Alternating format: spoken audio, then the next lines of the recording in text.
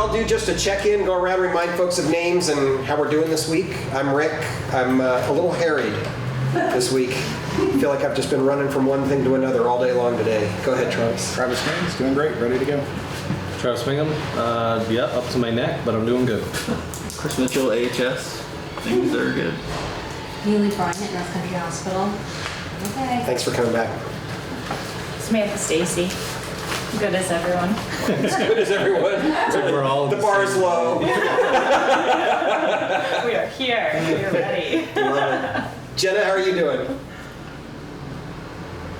Great. It's always sunny in the Northeast Kingdom. It's fantastic. And a little smoggy. Yes. All right, and let's see, Kevin? Kevin Charbonneau, City Council. All right, and yeah, that kind of says it all, actually. And Larry, you want to say a word about how you're doing on this beautiful day? He's muted. You're muted, Larry, if you're trying to talk. Okay, well now Larry can't speak and he can't talk. So, hi Adam.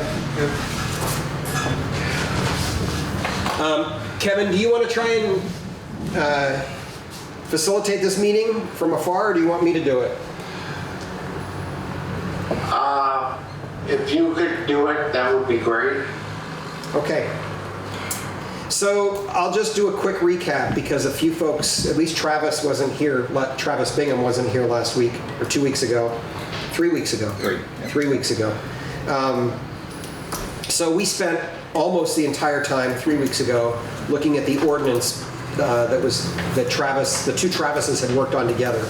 And we made a bunch of changes, and I think the Travises have come back with a new version, and our intention is to hand it to everybody today, but not to spend a lot of time on it today.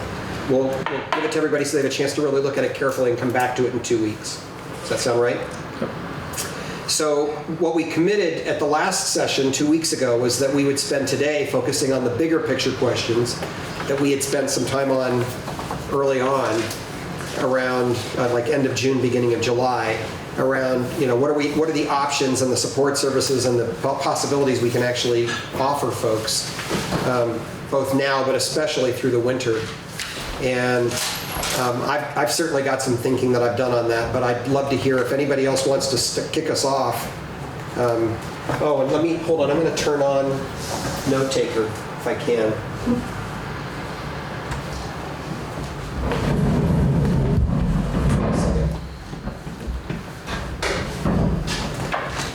Loading. Hey, I can hear you guys now very well. Great. Good news.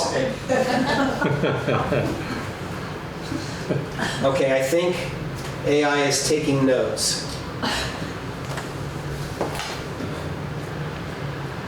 So we're just going to assume that we've got notes going on. So before we're done, actually, you've got copies, yes? Yeah, these are copies for whoever wants copies. Okay, and Travis, would it be possible for you to send, and since we have a bunch of people not here today and some folks online, could you, at the end of this meeting or sometime whenever, just send a copy of that to everyone with a note that we hope to look again carefully at it in 2 weeks, or whenever we meet again next? Did Kevin sent out the group, right? Yes, so you could just hit reply all to that group, I think, and it would get to everybody. Yeah, I'll get that sent. And if you're among the community members, you can grab a hard copy here. And Adam, feel free to take extras if you'd like to distribute them to anybody else, okay? Can I be added to the group, please? That would be great. You're not in the group notices? No. Yeah, so... I continue to get them forwarded from Chris. Thank you, Chris. Sorry about that, Jenna. So yes, I'll ask Kevin and Travis to see if they can figure out how to add you. Okay, so a lot of our conversation 3 weeks ago was about, what options are there out there. Actually, maybe I'll just kick us off with a couple of things that have taken place since then. The big thing was we had an unexpected visit from the governor 2 weeks ago now. 3 weeks ago was the day of, or maybe it was the next week, I don't remember. But the governor came to talk about, of all things, issues around community safety and folks who are homeless and all of that. And I'm not quite sure why or how, but he chose to come and have that press conference in Newport. We had about 24 hours notice that he was coming. And he said both publicly and to me privately, if you are interested in and you have a viable plan to try and put together some kind of a proposal for congregate housing, is what he called it, right, that would have wraparound services involved in it, I'm interested in that, and the state will be interested in trying to be helpful in that. Now, I've had enough conversations since then with at least Jenna to know that there may be all kinds of caveats that come with that statement, but taking him at his word, I think it's an open invitation for us to think a little bigger and to do some imagination about what might be possible. So the only other thing that I've done in the last couple of weeks about that is I did go and I called a realtor and I went and did a tour, a walkthrough of the old nursing home across the street from the hospital. I did that last week. And for those who have not been in it or not been in it lately, I can just give the briefest of overviews. The building has 32 rooms, guest rooms. 4 of them are singles with their own full bath. 28 are shared rooms that have a sink in each room and a shared toilet between them, between every pair of rooms, and no shower. And then there are a couple of rooms that are large and plumbed for showers, but only really can take one person at a time the way they're currently designed, because of, it was designed to work with people on stretchers and walkers and that kind of stuff, and it's just big open space with a shower in it, and I think a toilet in each one of those. But I suspect those could be modified relatively easily. Then there's of course, fairly large meeting spaces, and there's a very nice large kitchen and a dining room in the building, and lots of administrative space. So there's all kinds of room in it. That's the good news. The building is currently listed at $900,000. And here's the bad news. The day we walked through, there was clearly running water somewhere, and there was a lot of standing water on the floors, and a lot of the ceilings had begun to come down in some places because I guess nobody had been in to look at it in quite some time.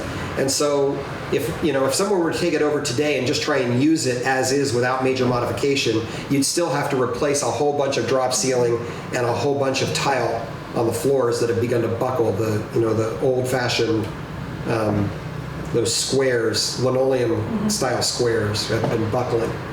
So there's at least all of that, and then some significant portions of roofs, windows, and framing around windows also would have to be addressed, I suspect. That's kind of the minimum that would have to be taken care of, and that's before you even look at, it's got a sprinkler system in it, of course, but who knows what the heating system is at the moment. So that's kind of an overview of what's there. And I just wanted to mention that I'd done that. I think that in many ways it would be an ideal situation if there were a group of organizations or committed parties who were interested in trying to explore together the possibility of doing something with that, and who could put together a proposal and then take guidance from Jenna and whoever else about how we actually run that up the flagpole and see what kind of support's available. But that may be only one of a number of things that that would be possible. We also talked early on about this model from the community I lived in before I moved here, where they were doing this helping hands approach, where different faith groups took responsibilities for 3 nights a month, and there were casserole dishes left in freezers in case you needed them, and volunteers who could step up if someone needed a place to stay on an overnight basis.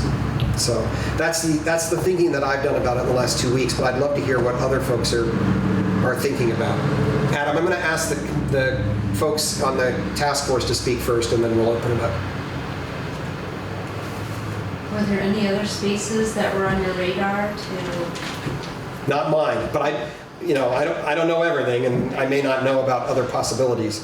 This one, it's a lot of space, so I don't think any one organization would probably be able to use it fully and effectively.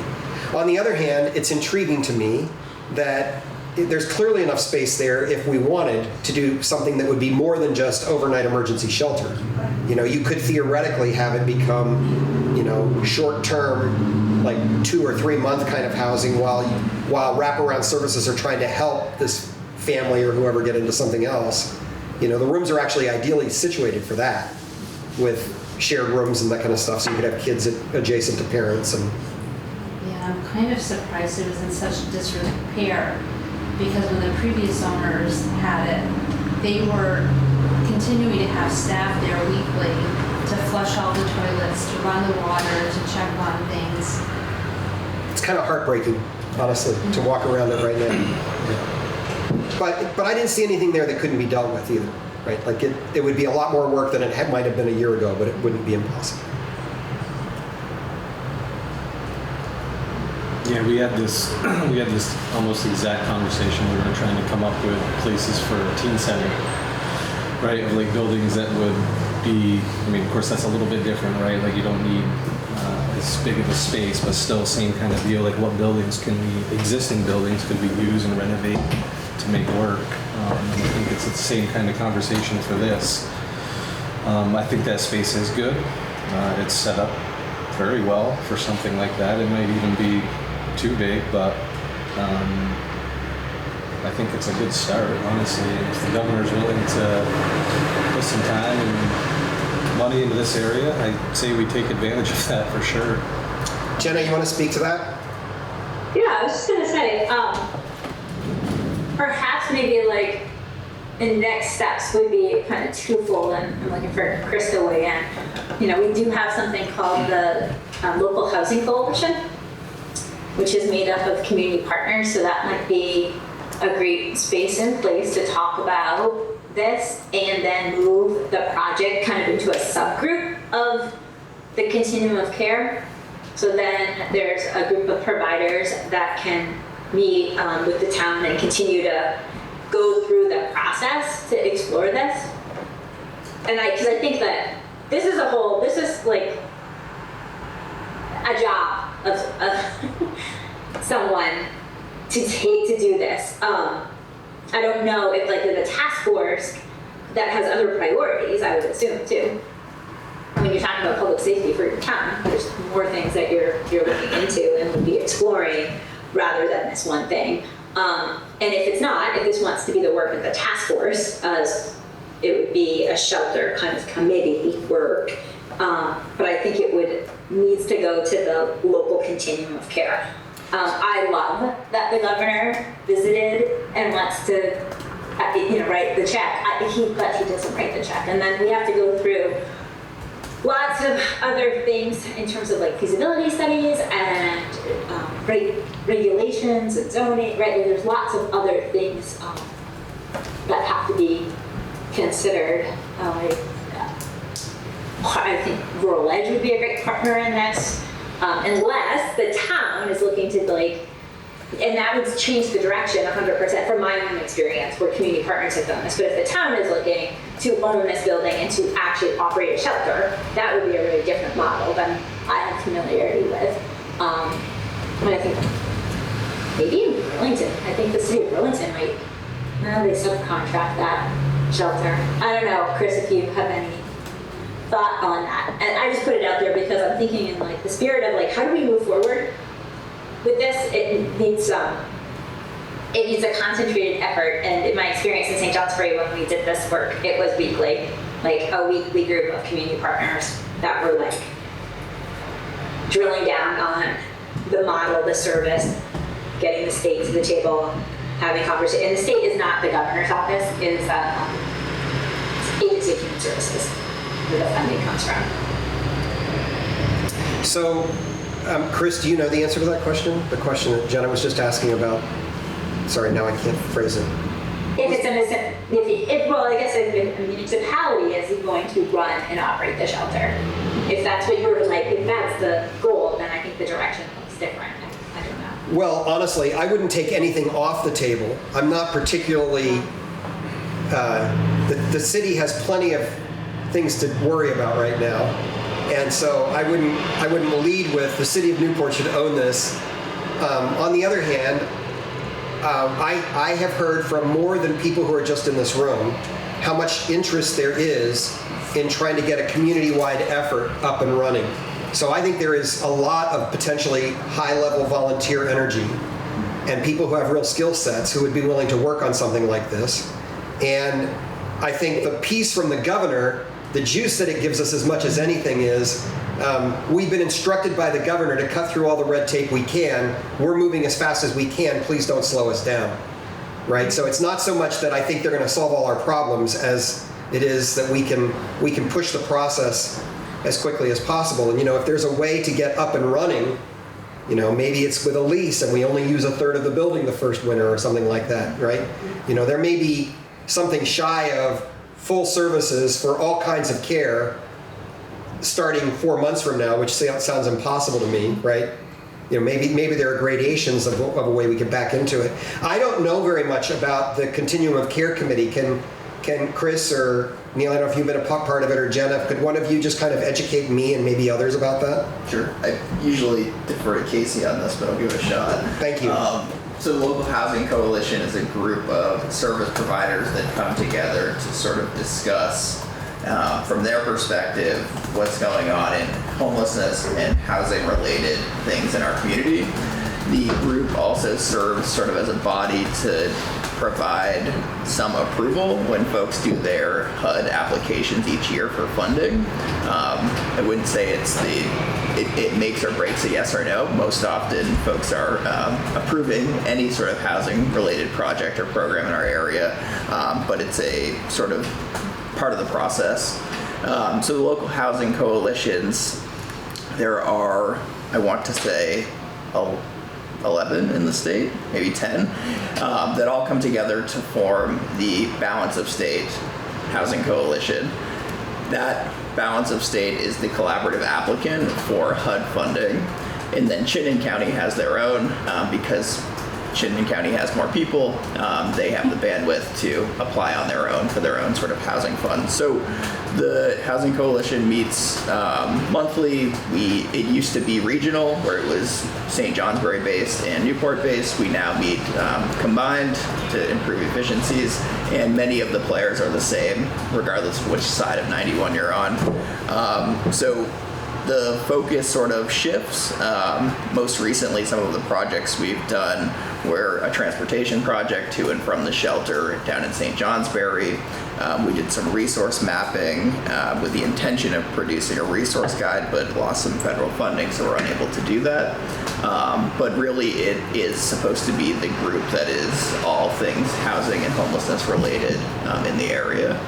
So that's a quick blurb about it, and I can guarantee there would be lots of engagement and willingness from some partners to be a part of this conversation. So it, yeah.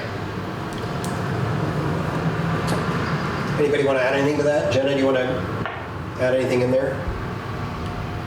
No? Okay. That's helpful to me, Chris. Thank you. Because I don't know, Travis, have you sat in on any of those meetings or been a part of them at all? No. Yeah. So, I don't have an investment in trying to reinvent something. On the other hand, if we've got a moment where there's both high community interest and a potential project where the community here could help to energize the process and give it some juice, that interests me a great deal, right? So I guess I would love to hear some direction from you folks. Like, for instance, I know that in St. J, I think it was Rural Edge ended up buying the building, right? Correct. With the intention of partnering with NEK-TV, and I'm not sure who else is in that partnership. Can you tell us, Jenna? NEK-TV. Just NEK-TV. And then we involve community partners in all the work and coordinate scheduling and healthcare and mental health and transportation.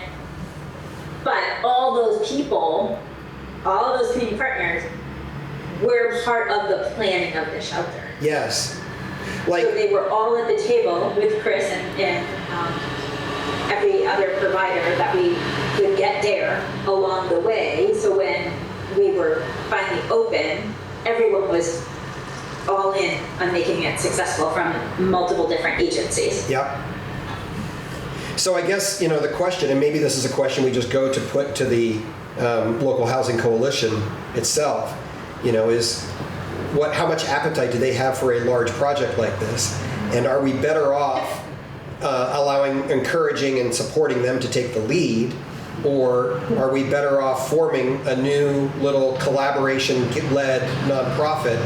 It wouldn't be that little by the time we're done, but a relatively modest nonprofit that would be quick and easy to stand up. That part's not hard.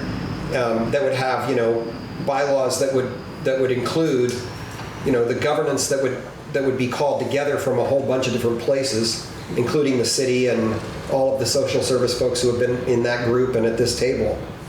Right. So I'd love to hear what you think about that. Yeah, it would be my recommendation that you would be, whatever you want to stand up, that funding has to be approved by the continuum of care. So all the HOP funding is regional, when it's regionally dispersed, like that group needs to sign off on that. Yeah. I think that part of working with your current providers is that you're building that continuum of care from resources that the existing agencies already have, rather than trying to do a new venue where people can opt in or out of. That when people are all part of the continuum, that we're all going to work together. Yes. So I think that the step is to bring it to the continuum of care, which is an open meeting and anybody can go. You don't have to work for an agency to be there. Anybody, people who are interested in housing and homelessness can be there. And then from there, I think Casey and Chris would present the project and then offer a shelter committee meeting the week after, and then get everybody to the table and start the work. I think your next meeting, Chris, is it next Thursday? It's the 21st, I believe. May 1st, okay. The Tuesday, right. So you start the process and then getting people to a committee meeting, and then we do our work to make sure that executive directors are there from these agencies as well. Not to the continuum of care, to the committee meeting to really start the work. Yeah, I think that's going to be a big first step, and I don't know. I think in some ways it will show how sort of realistic or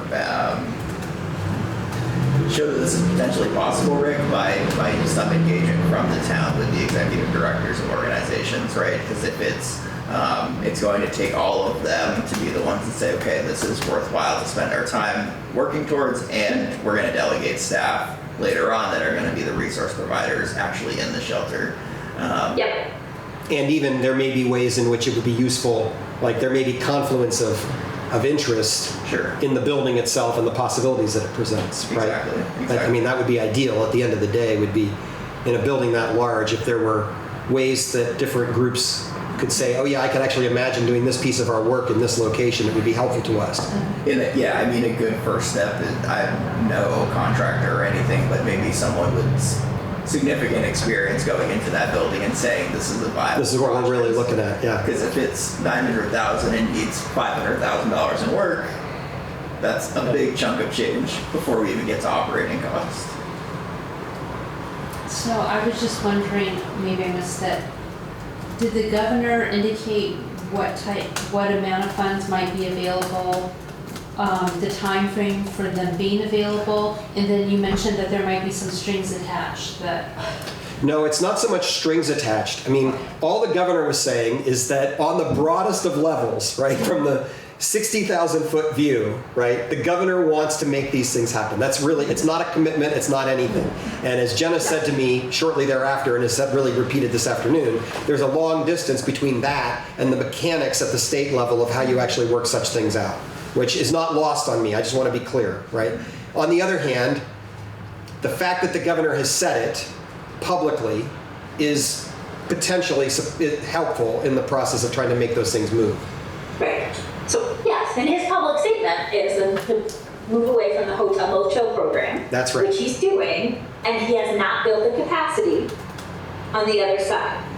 So he's working off a belief system that if there was capacity in congregate shelters, then it makes sense. I mean, as housing providers, to be clear, we asked for a transition from the H91. Yep. Was a transition, not a hard stop, because a hard stop has now put many individuals at risk in our communities, right, on the streets. So, yes, congregate shelters are great. I think that they need to be worked in a system of care, not a standalone congregate shelter. Because a standalone congregate shelter is beds in a room. It's not a program, and it's not support, right? Like, so I think how we build out what wraparound services look like and how to make a shelter a safe place for people to set goals and get their needs met and with dignity. And it's a thoughtful process. And I think that's what we've been looking to do in Newport. I think that, I mean, that's the kind of shelter that we would be interested in running and helping. Jenna, that's really helpful for me to hear. I mean, what I could picture, I think there is high potential to get community members invested in the things that they have the capacity for in terms of helping to actually make the building usable. So for instance, if one thing that needs to happen is we discovered that nothing in the flooring is asbestos and there's no problem with going in and scraping the floors and laying new tile, I think that's a community project that you could easily find a lot of interest and help with, or those kinds of things, right? So Yeah, well, sort of, yes and no, because then you need hazmat suits and you need someone with, no, I'm saying, that's exactly what I'm saying. So, I just sold a building with asbestos floors. no, It was so net marriage. that's what I'm saying. So I want to be clear. The first determination is whether or not there's asbestos in the floor. If there's not asbestos in the floor, I'm saying that's a community project that could be done. If there is, it's a whole different ballgame, right? That's a mitigation issue. I think this is a great, maybe I can get more information on this, like how to, and maybe Patrick from Rural Edge should be part of the conversation, because like, that becomes a great question, because like, we can't, I don't have the liability, like our insurance carrier would not let us have volunteers doing construction work, and maybe that would be like a barrier in lots of ways. I don't know, if your insurance carrier would let volunteers do that kind of work in a building. So, and that becomes the questionable of like, we need, as Chris said, someone with construction experience probably to go through and look at what the needs are of that building. And I know Patrick Shattuck has been through that building, because we're alleged to look at it, and I don't know if he would recommend as well. And also like ownership of the building. Right. Would Rural Edge be an owner of the building? And then they own the shelter here and it's in their portfolio and they roll it into their maintenance. Which is great. I'm not saying that I'm very happy we don't own the building. I love calling Rural Edge and having them come and fix the AC or, like do all the things. And the contract's very easy that way, so we can really focus on not being building owners and the work. Our staff can show up and really take care of people. So I don't think that's a good next step too, is to reach out to Patrick. So and see it. I guess where I would respond in that is to say, it has been my experience that the most professional and prepared service providers also, over time, have developed huge risk management propositions that have to be taken into serious consideration, right? I don't envy you in your job, I guess, is Jenna what I'm saying, right? And it's not that I'm not cognizant of that, I'm very aware. And so that actually might be a reason to do this differently if we think that it could move the process along more quickly to stand something up that could use volunteer help as long as you've done due diligence and there's no asbestos in the floors and those kinds of things, right? So the plus side on trying to get existing service providers to kind of take ownership of the project is they know what the hell they're doing. And they are the most experienced at those long-term wraparound services that we all know we're going to have for this to be functional, right? And the potential for a speedier startup might, with a collaborative governance approach, is the benefit of that is just to be able to do it more quickly, get the thing up and moving, and not have to worry about the huge layers of risk management that has to go into it. I think that's the determination for the funding too, right? Because if funding comes for a shelter, there are certain regulations and requirements, like you can't have families and individuals together in a building. So now we're picking a demographic, and that's going to be the demographic we serve. So I think that's where choosing sort of which avenue is this going to go is a very big first step, aside from determining if this physical location is feasible. Right, because the hot money that pays for shelters is federal dollars, so then there's federal requirements on sprinklers, and I mean, it's the whole thing. Yep. That has to be up to code. All right, Adam, go ahead. I have no affiliation with Norwich, but they have an architecture program. When I was in veterans housing, they came in as part of their studies to do different projects to get college credits. So with the architecture stuff, I have no affiliation with Norwich College. Approach them, that brings costs down, see if they want to take it as a student project, and have people competing over it. As for windows, you give me the measurements, I guarantee you I got a better price than everybody else. Same with all the other trades, what you would say, you give me the sizes, I'm pretty sure we got overstock. Same is true with each and every other trade. You have the plumbers that have an extra this or an extra that. Same thing with the electricians and all the other trades. Not so much volunteers, but because we're a crew, we're boys, we're the neighborhood. The cost will be lower than if you're dealing with total strangers. Thank you. Ann? Oh, I thought you meant and. No, and that's it. I thought you were trying to speak earlier. I was. Go ahead. I also happened to be at the meeting in which the governor was foolish enough to say, does anyone have any questions? And I think it was really referring to the newspaper people behind me. But I raised my hand and I got my first question in. And it was a question at the other extreme. I said, we have people who are now living in tents. And what we need from you, Governor, is we need land for these tents to go on that would be acceptable. Do you have state land to offer us?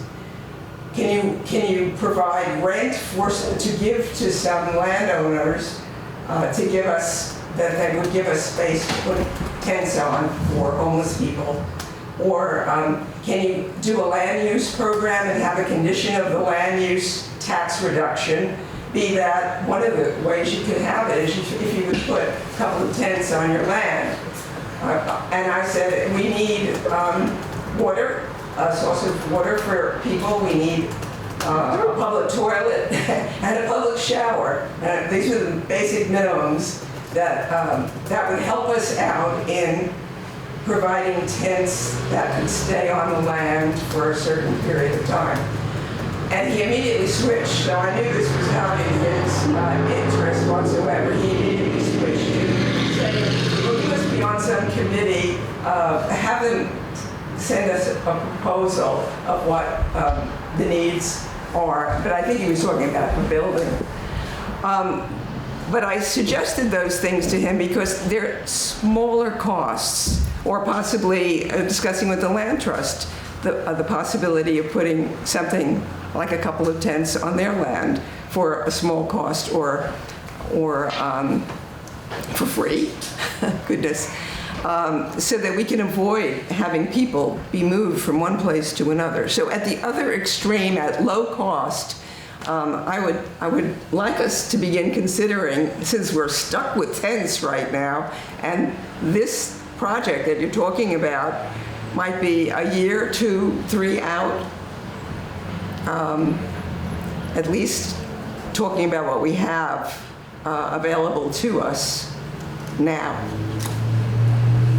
so that this ordinance doesn't even have to exist if people had places where they could stay. I'm happy for us to talk about this a little bit. Like, you know, part of my struggle is that I haven't come up with many decent options other than trying to stand up a shelter.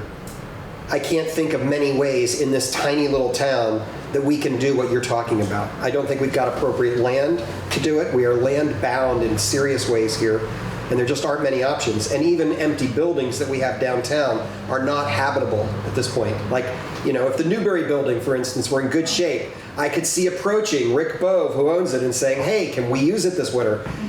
The answer is no, we obviously can't. The building is not habitable, right? And we just don't have space that I'm aware of that we could stand up something temporary.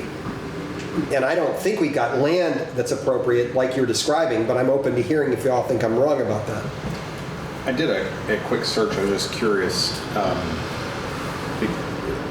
just for towns around our population that operated an actual shelter, and there are none in Vermont, and apparently it's only very rare exceptions. It wouldn't even give me an actual result, but it apparently would be very unusual for a town of around 4,000 people to, and I wonder, is that a need-based thing? You know, are you gonna, how many square feet is this place? Big.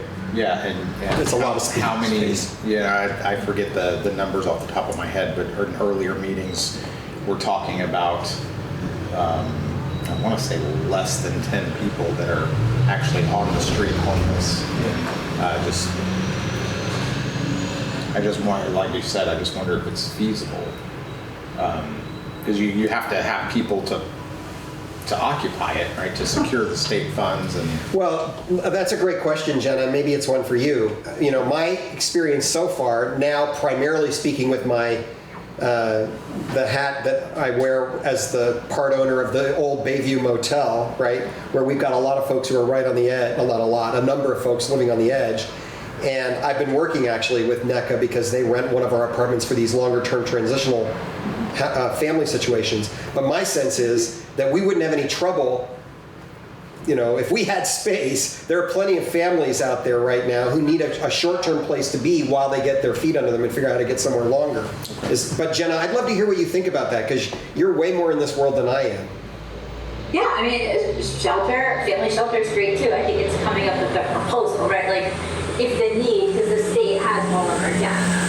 So they know if there's 10 people and we're looking at $1 million project, it's a capacity. So like, to fund the St. John's Parade project, we had to have 20 beds in phase 1, and we have to add 20 more in phase 2. Uh-huh. And we have data that shows there is at least 40 people on the street, right? Like, so I think it becomes into like, what's a right-sized property for something? But I hear like, is it a property that could have multiple uses? And if it has multiple uses, then is it a family shelter with other organizational that needs space that would like cause? I mean, I don't know for this particular property, but then it becomes like, how many beds in a family shelter? How many families, right? Like,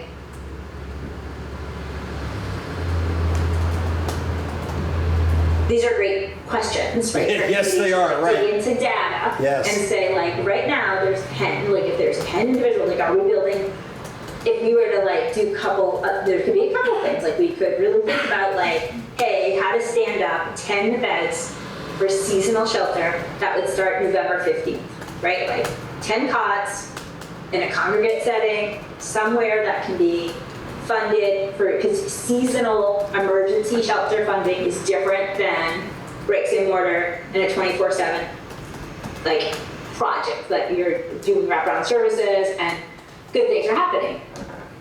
So I think like is the immediate, and this is great to like get those brains together in the shelter committee and think about like what would it take for 10 beds to go somewhere this winter in an immediate sense to get people off the street. And then you have the long-term planning and project development that happens for something more stable. Yeah. Thank you. That's a helpful answer. Pam? There's an empty church on the corner of Darling, Sias and Prouty. Yes. that would work as a 10-bed continuing shelter It's for the much winter. smaller. It's very small. It's looking for ownership or probably rent. That's not the long-term solution. The old nursing home is great. And if there's energy to look at that, why don't we continue looking at it? I mean, back in 2009, 2010, there were a lot of people in this town. There's a lot of people who moved here, who have skills, who are now either retired or semi-retired. This was then, we're now old. Back then we weren't. Who had the energy to carry some of these projects forward. What happened was we got bureaucratized out of existence. The energy got sucked out of the groups where we all came together to talk about this stuff. With the, well, what if, and the bureaucracy this, and the rules that. And my favorite was, which agency is going to take the lead? Because you volunteers, no matter what your skill base was, shouldn't have to deal with that. I mean, it just went on, and the energy leaves. If the energy is back, we should be using that energy. There are places like Habitat for Humanity who might be interested in that kind of project. We don't know till we ask them. There may be other places. It doesn't just have to be one of the formal agencies. I mean, last time it was the Vermont Health Department who screwed us over the most because they were so bureaucratic. At least some of the other organizations have bases in reality. It didn't last long. But why are we I mean, I could feel the energy going out of this room as we were talking about all the restrictions. We don't have to do that.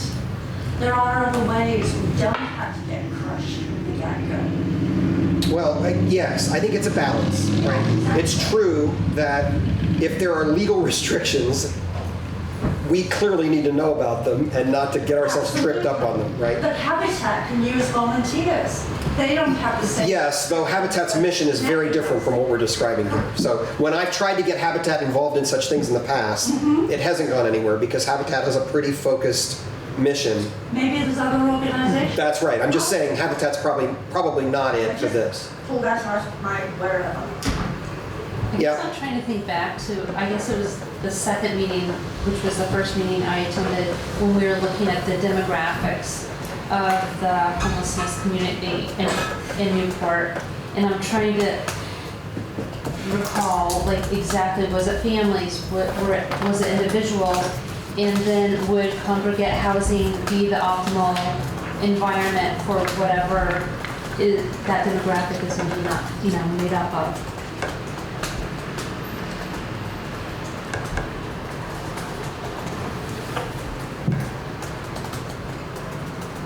Chris, I just want to know what's going on in your 14 was head. the number. 14 is, as it was described, like on the street homeless, 53 in shelters.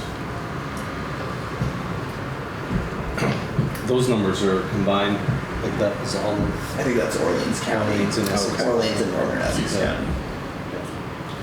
County. Yeah, I mean, I think when we talk about state and federal funding, bureaucracy is going to be a huge part of the conversation, unfortunately, right? If you talk about cots in the church basement, there's no funding, but there's also no bureaucracy. So Right. I think There's the trade-off, right?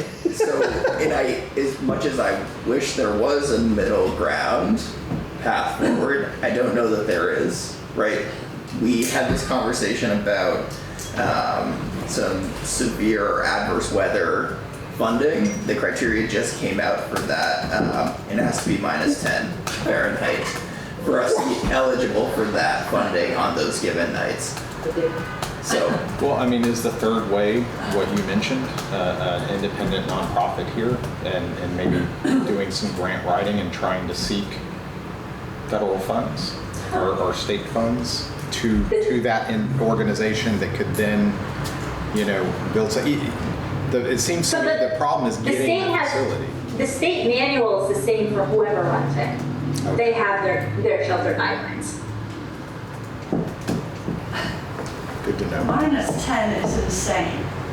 I think they moved it to 0, which is also insane. Because I heard they were trying to move it to 0, but sorry, I don't know if it worked, but that's also terrible. Sorry, I missed it. True compassion. What's terrible? What I missed the. To say that You can't be cold weather shelters that the state Oh. has I mean, what a cost. is pushing towards would open when it's negative 10 degrees. That's But ridiculous. we would looking at a shelter that's 10 beds that's open all the time. Like, The point of that statement was that when we spoke with the folks managing that money, they said you can pay for your nights of any other shelter. The nights that are minus 10 or more, you can use that funding to fund that night, right? So I don't know what kind of contingencies come with that, but say it's minus 10 on Tuesday and Thursday, Right. that bucket of money can be pulled to support those 2 nights. I think when you look at a lot of project development, whether it be real estate, right, you have commercial properties on the first floor that help support everything up above when you look at sort of development. So yes, it's a complicating factor, and I think that's what goes into these projects is getting little pockets of money to help pull things together. Because I don't think without a lot of bureaucracy and a lot of rules and regulations, we're going to just get a pile of money and say, house people. Does St. J also feed the people in that shelter? They do through a meal train. Is that correct, Jenna? meal train? Yes. To feed for food at the shelter. Yep.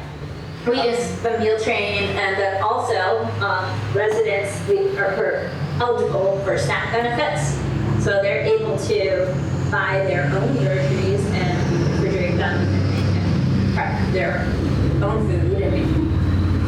And we do a combination of things. We also have donations from restaurants as well. You mentioned. But the state does not.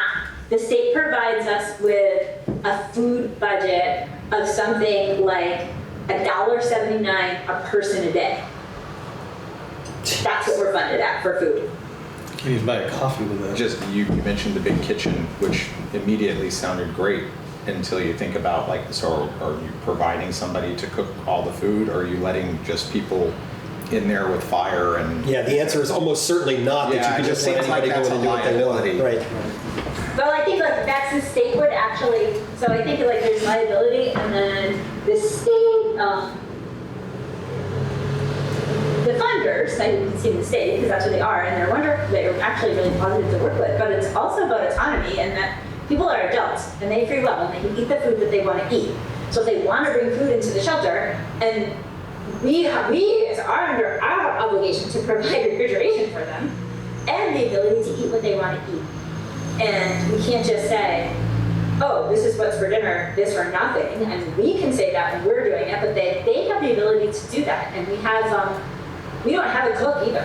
It's our staff that spend time with participants or our guests and do meal prep and do the whole food thing. So let me make sure this is with a lot of independence. So I'm curious about this. So are you saying that it is feasible in the current operation you have in St. J to have a refrigerator where people can come and put their own food and they have access to a microwave and can do their own thing? Yep. Great.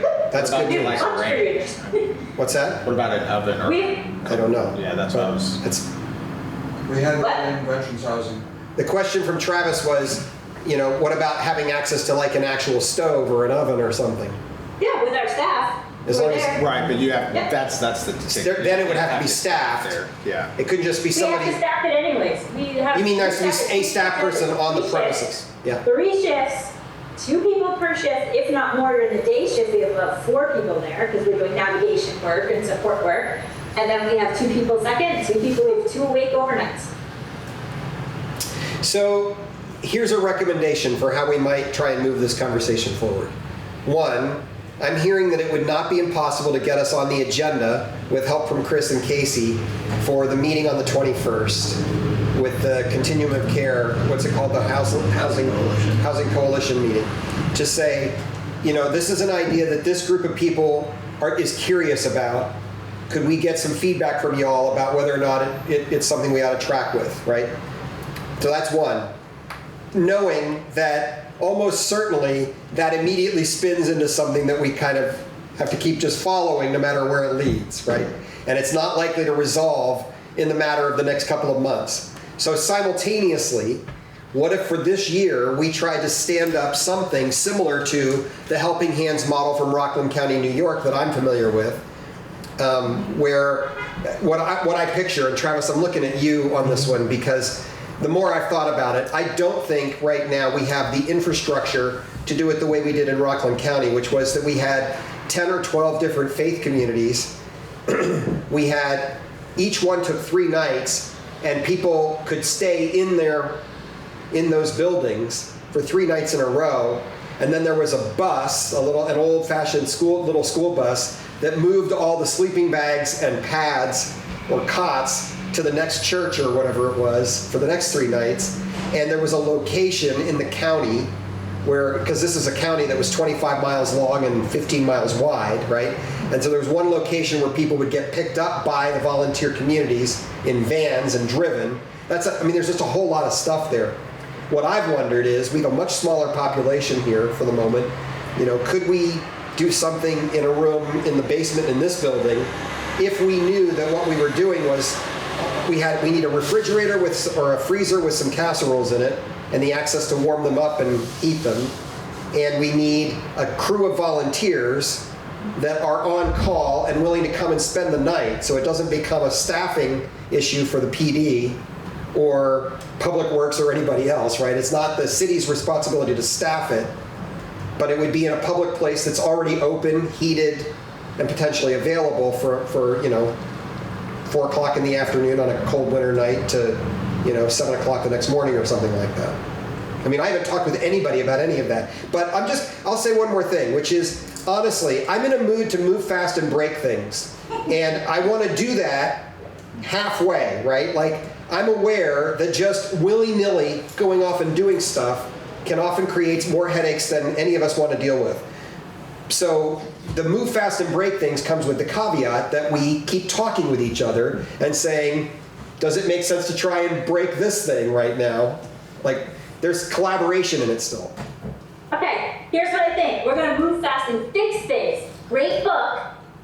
Can you see it? Yeah. Read that. It's great. We're going to move fast and fix things. So we're going to fix it. And I think there's the fix.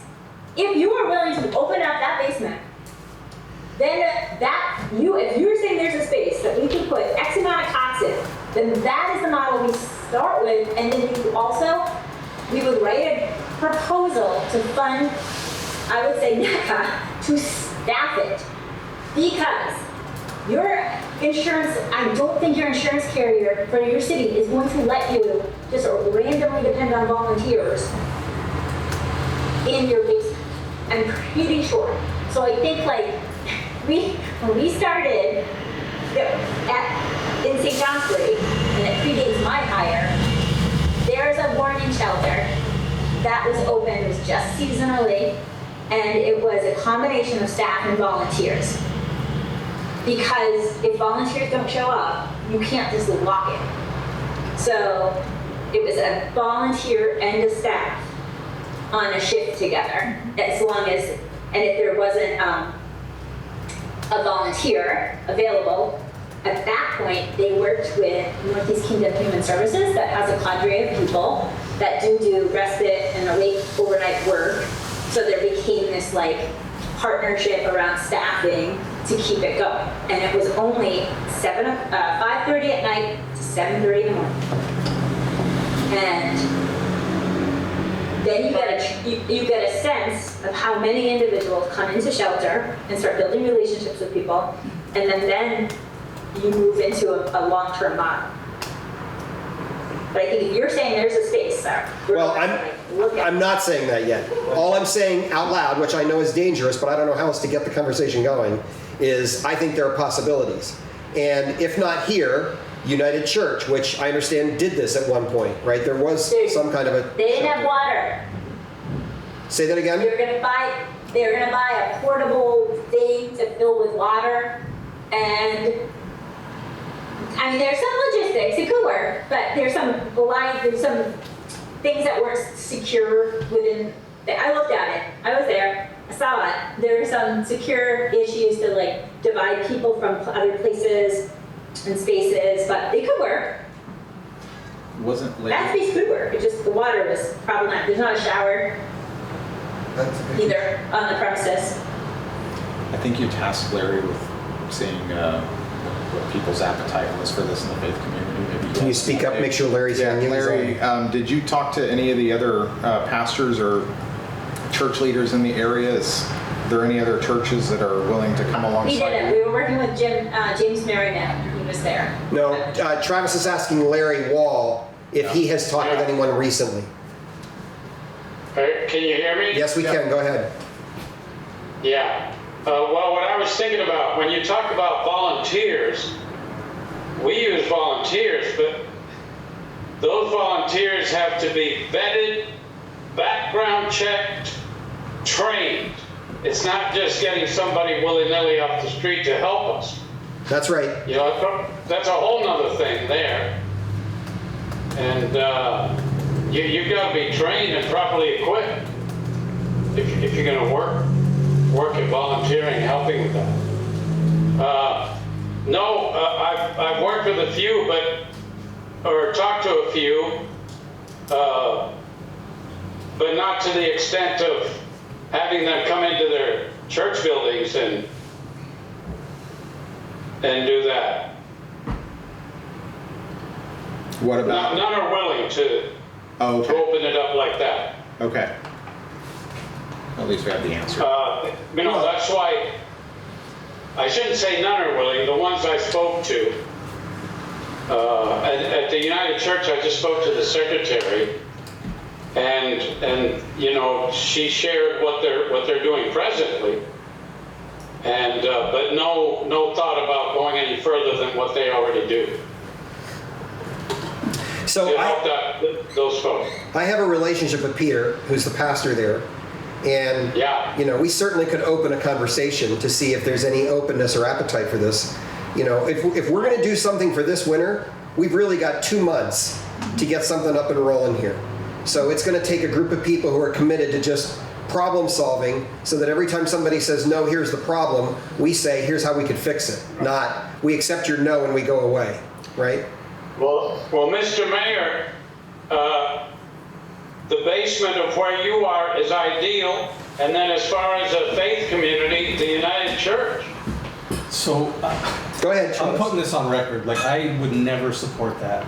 Okay, and like whatever you guys decide, you decide. I've made it very publicly clear. There is huge security issues within this building that's located with the police department. Not to mention, there's juveniles that we have in custody. They're not going to be able to intermingle with people that are here for a shelter program. It's not going to work, and that's my stance on it. And I would not support that. Like, not to mention, like, the only space we have downstairs is the senior center, and there's no access to showers. There is a kitchen, semi-kitchen in there. I would not support that. So the timeline is very tight for winter. So just throwing this out here, let's say we do run into roadblock after roadblock. Is St. Johnsbury operating at capacity? Yes. Okay, I was going to say, could a transportation program, that seems like it would be a little easier to get people to that shelter at least for one winter while we.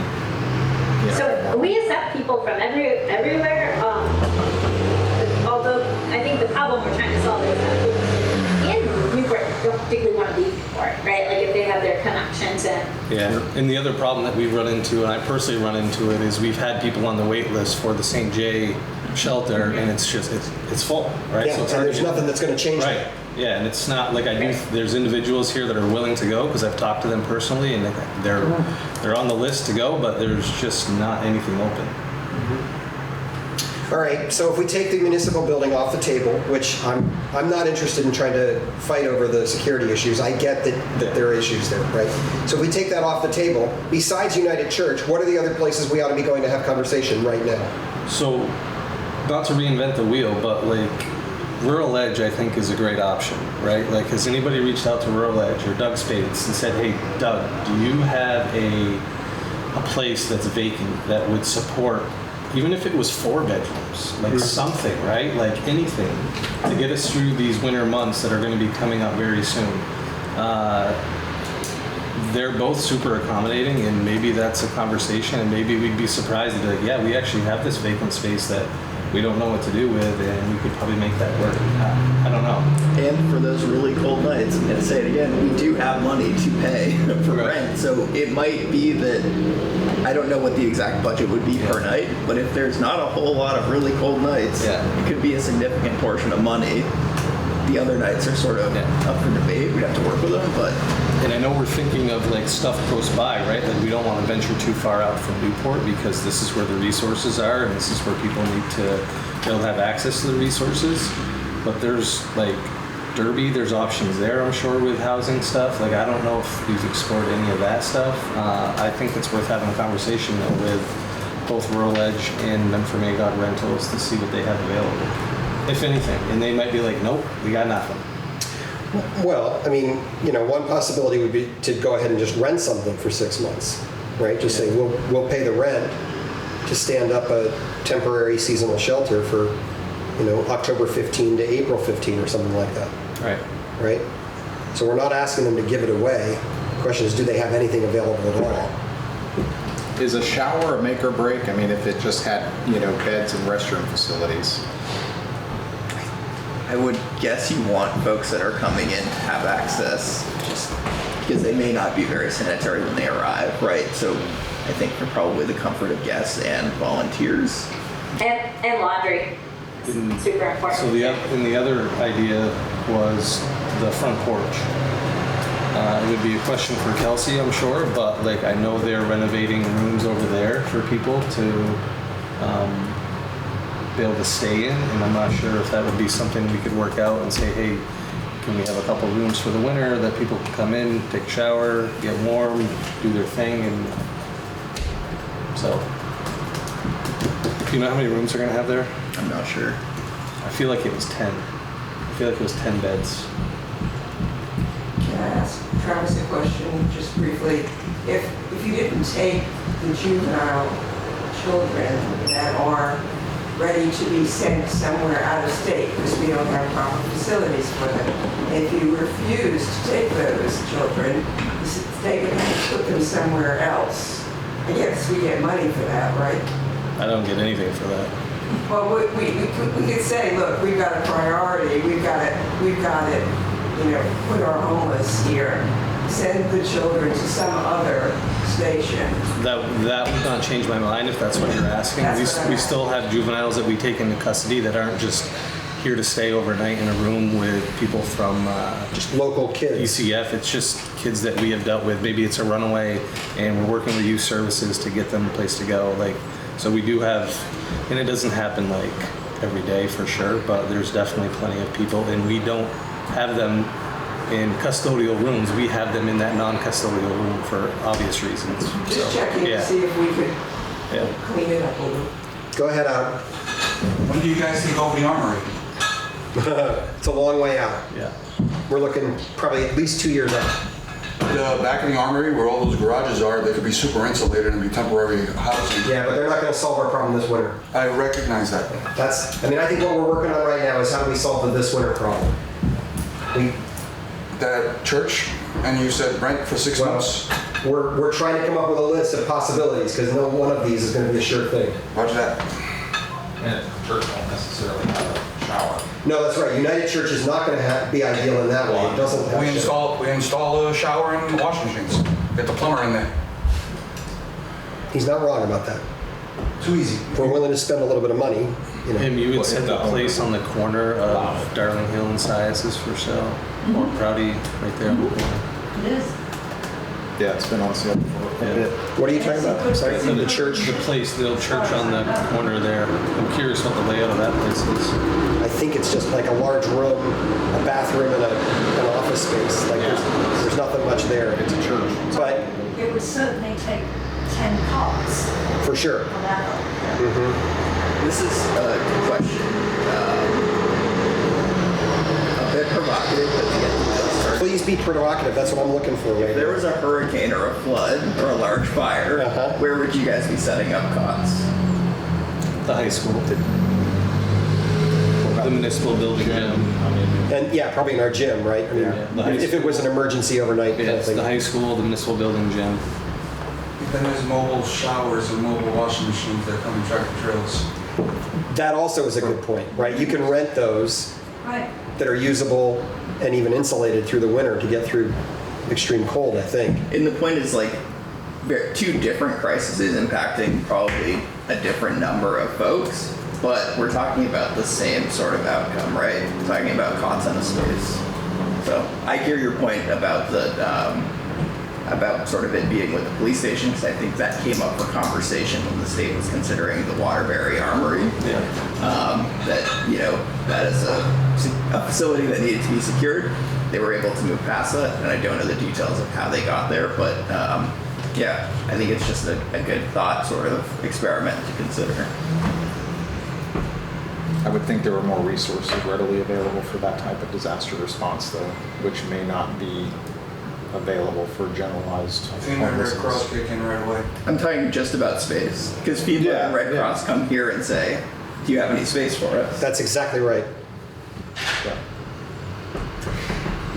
You know, I confess that I come out of a situation where we did something with nothing that was pretty remarkable. I was a part of a small, very small church in Tucson, Arizona, that over the period of roughly 1980 to 1992, sheltered somewhere in the neighborhood of 12,000 people, and they just left their sanctuary door unlocked, and there were Central American refugees who knew how to find help, and they were coming across the border, and in the morning, we had a full-time social service worker who would go in and count heads and figure out who had arrived in the middle of the night and try and help them figure out where to go next.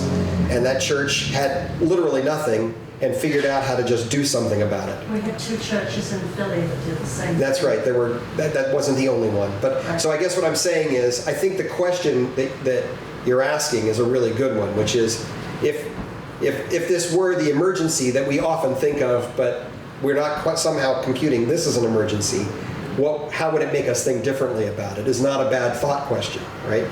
What aren't we putting on the table because it doesn't feel reasonable, shy of some kind of an immediate overnight challenge? And how can it possibly feel reasonable to leave somebody outside when it's 0 degrees or -10? That's insanity. Right. Well, I don't think it does feel reasonable. Right. But I also think there's a difference between that and in the case of Kerrville, Texas, a 29 or 30-foot high wall of water coming down the stream in the space of an hour, where everybody's consciousness is raised simultaneously. Right. I get the difference between those two things, though I don't disagree with your assessment of the emergency nature of this. What about one of the empty airplane hangars? It can be insulated, put some heaters in there, and throw some showers and washing machines. And they go up pretty cheap, and carry for purpose when something better comes along. Airport's a secure area. Or for that matter, do we have a location where we could park a mobile unit that comes set up for this kind of stuff? I mean, that's the kind of stuff that FEMA does, right? Is there a location in town where we could try to score a FEMA trailer and wash services and set up our own operation just for the winter? I don't know, Jenna, do you have thoughts about that? Have you ever explored that direction? Nope. Me neither. Is Prouty Beach? Yeah, no, I don't know what. Would it have hookups for electric and water? Yeah. I mean, so some sort of space. That's what I was thinking, Prouty Beach, but I don't know if that's pretty packed in the winter, if it's just a Municipal summer parking thing. lots. Rick, is the campground, it's closed in the winter, right? It is, yeah. The real issue up at the campground, I think, would be the primary issue. I can think of people raising all kinds of concerns about this, right? And they're not, those would be not insubstantial concerns. But putting all of that other stuff aside, I'm not sure we could provide insulated water Right. up there because it's all seasonal right now. We shut that whole operation down in the wintertime, I think. Who owns the armory now? Federal government. Would they say yes to using the back garages? I think it's highly unlikely. Maybe the empty pharmacy buildings? We've got a few of those now. It's true. Empty pharmacy buildings are kind of a dime a dozen in Newport and Derby.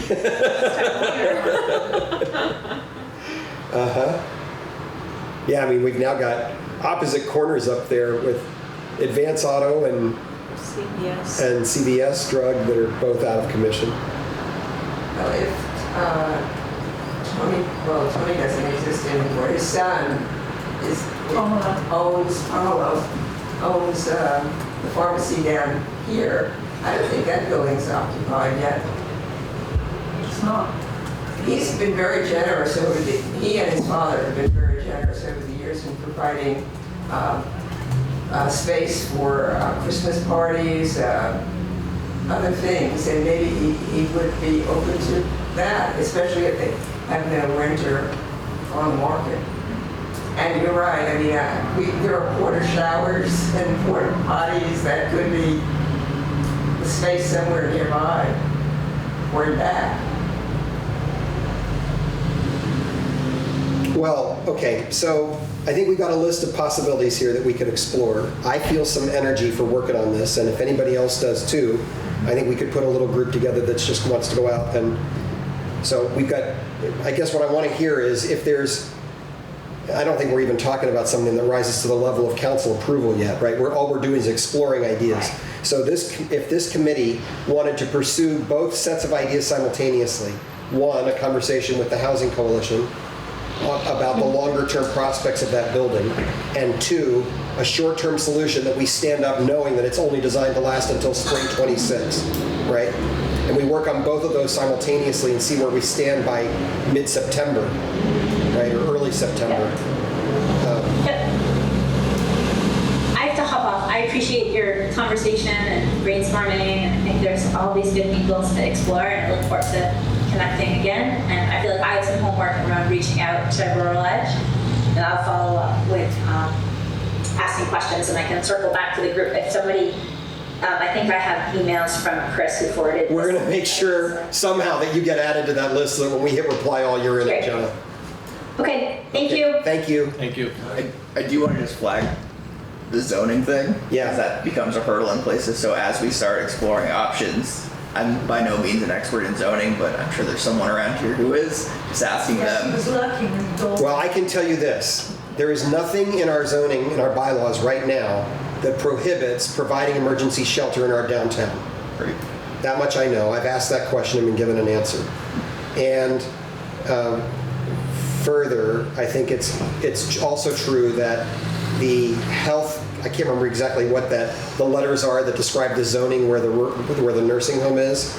It's like PHEV or something like that. But what it means basically is healthcare related things have to happen there, right? And I am fairly confident that we could make the case on a long-term basis that providing shelter for people who don't have shelter is an emergency healthcare situation, right? So I'm not too worried about that property either from a zoning perspective. Great. Adam? If she's not retired, the lady's name is Karen in Northfield. She knows how to tie everything together and make grants fall out the air.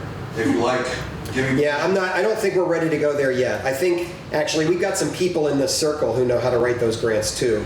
And I think we have a lot more questions to ask before we try to figure out where to go looking for Like you were that. saying with the healthcare stuff, if you mix in the different programs, she was making money fall out the sky because now she added this program to the veterans housing. So the way of... I would be happy to have you provide me with her information. Absolutely. Okay. I'm going to see if she's unretired just enough for this project. Okay. Anything else we want to talk Hello? about? Yeah. Mr. Mayor? Who owns that building now? Which building? The nursing home? Who? Reg Abbott. Okay.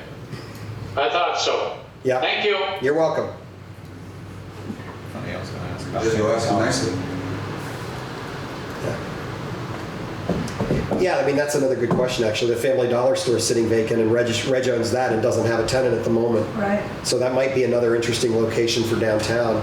Probably more effective in many ways than some of the other ideas we put on the table. It would be worth looking to see if they already have a shower in mind.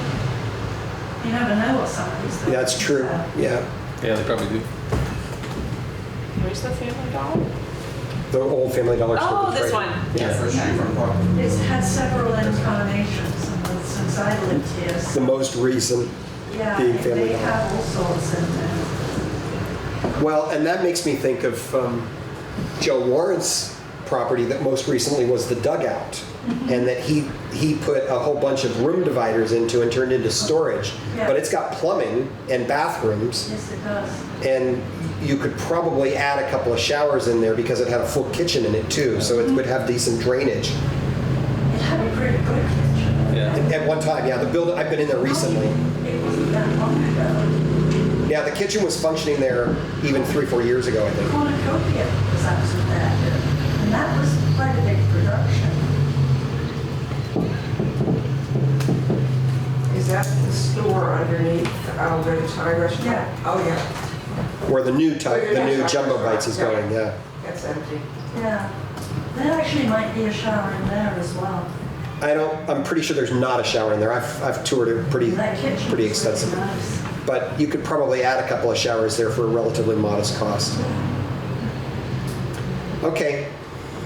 So I think we've got enough to take us to the next meeting, right? And if everybody wants to just do a little poking, Yep. I will certainly do some. Okay. So stand by though for a meeting date because Rick and I are not going to be here on the 20th, and then I just looked, and the 27th, the following Wednesday, is our barbecue event, so obviously I'm there for that. Yes. So we might have to shift gears and maybe do it on the 28th, which is a Thursday. I'm not sure if people Can we just look at that for a moment and see? Wednesdays are going to become pretty much unavailable for me soon anyway, with school starting back up. Yeah. Actually, for me, Tuesday the 26th would be better. Is that possible for folks, late afternoon on Tuesday? Can't do Tuesday. You can't do it Tuesday. I could make it work on Wednesday the 28th. I just have to move something else. Be Thursday the 20th. I'm sorry, Thursday the 28th is what I meant to say. You could do that? You think? Chris, what about you? Yeah, I'll be. Oh, wait, I I'll won't be be able to come okay. in person. But other than that, you could be there. Yeah, I'll be there. Whatever you decide. Kevin and Larry, would it work for you all to meet at 3:30 on Thursday the 28th? Yes, sir. Is it possible to actually do a switch to first and third Thursdays beginning on the 28th? Like hit the 28th and then the 4th and the 18th? I think so. Let me look at my calendar. That's the same day as the water sewer meeting, so if you're planning on doing both on the same day, that's a lot. But if we went to 2nd and 4th, I mean, the water and sewer has been Second going and to fourth every is other fine. week. So we could see what they want to set Guarantee up. that? No, I'm just saying, It would be good if they did. I can't but- guarantee anything. Right. If there's anything I've learned in the last 5 months, it's that I am not in charge of guarantees. The 20th is canceled? Yes, we're not going to meet on the 20th. I would say moving to a Thursday would be perfect. Why don't we take that up at the next meeting? So we'll schedule the next one for the 28th. Yes, the next one is going to be the 28th at 3:30 here in this room. Okay. Can Okay? you make sure that goes on the website? I So will, that those of us who are not part of the. if you haven't seen it appear in the next couple of days, feel free to poke me, okay? Yeah. I will try and get it done right away. And I've now learned how to do it, so it's not a problem. Okay. So, Water sewer needs yeah, to the go. problem is no longer technology, it's just me. Kevin, are you still on? He's muted. Kevin, are you there?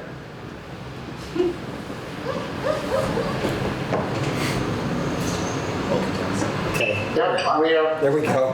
Hey, are you able to put out the invite to the group for the 28th? I can try, but I don't have a computer. I was using my phone. Yeah, no, you don't, like when you have access, like within the next couple days. Yeah. And then I think Chris has Jenna. We need to add Jenna onto that group. And Chris, can you just take that whole group and add Jenna and start a group Yeah, I can do that. listserv, kind of a chat? And I might even be able to, I think I could do an invite from the city Google Calendar